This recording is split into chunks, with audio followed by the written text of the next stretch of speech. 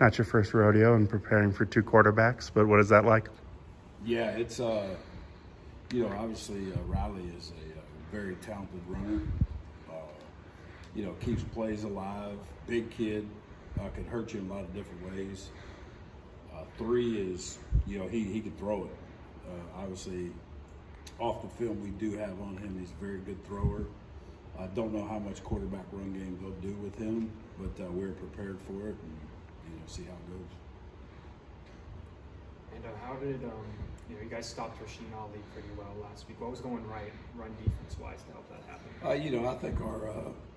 I think our run defense has been pretty good the last few weeks. We still have to be able to contain quarterbacks though in the run game. Add an extra hat in. When you do that, then you weaken your coverage obviously a little bit, and then you give up some passing yards. So, but always our first goal is to stop the run, control the pass, and try to get them in a situation where we can heat the quarterback up a little bit and have some fun. You guys have a 7-man defensive line rotation. Just how does that change things when you have so many guys you can rotate? Yeah, it just keeps them fresh, and I think that's showing up, especially in the stat line. I mean, we're leading the league right now in sacks.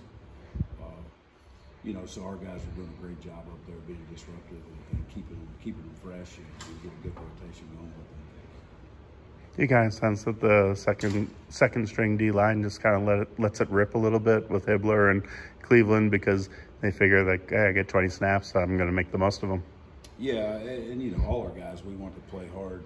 Those guys, Red has a knack for getting the quarterback, so he's a special pass rusher and does a great job and draws a lot of attention when he does come in the game. So very proud of his progression where he's at, and obviously we feel like his best football is still ahead of him.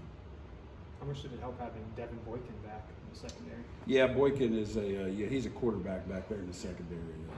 Coach's son and understands our scheme very well. Has played a lot of positions and is a great communicator, and that helps. Anytime that you have some new guys going in, to have that kind of leader back there really helps us. How much does it help, having him back there now, healthy, after losing, Rakeem for the rest of the year? Yeah, it's big.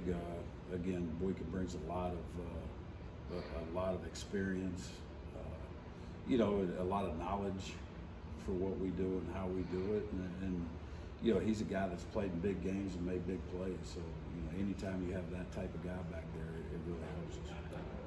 This is obviously a school. It's just 30 minutes down the road from y'all, but you play them so rarely. Does it feel like a rivalry game, like a rivalry week at practice at all? Yeah, well, we know it's a big game. Obviously, it's an in-state game, so it's very important to our program. We've only played Duke in one time that I've been here.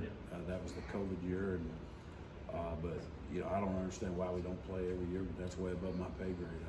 They put on a schedule we prepare for and get ready for, and Duke's up next, and obviously the kids know us, we know them.